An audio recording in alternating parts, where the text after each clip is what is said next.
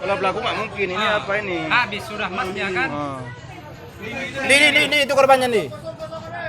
Sudarlun, peristiwa perampokan terjadi di sebuah toko emas di Jalan T-nya Adam Kamil, depan Terminal Terpadu Kota Subul Salam, Sabtu 22 Februari 2020.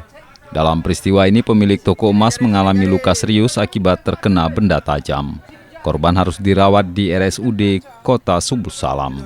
Informasi yang dihimpun serambinews.com, peristiwa perampokan terjadi sekitar pukul 16.00 waktu Indonesia Barat. Adalah toko emas Permata Bunda yang menjadi lokasi perampokan. Pemilik toko mengalami luka serius di bagian kepala dan leher. Belum diketahui berapa jumlah emas yang dirampok maupun jumlah pelaku. Sejauh ini aparat kepolisian masih berada di lokasi untuk melakukan olah TKP. Dari Subul Salam, Khalidin, Serambion TV.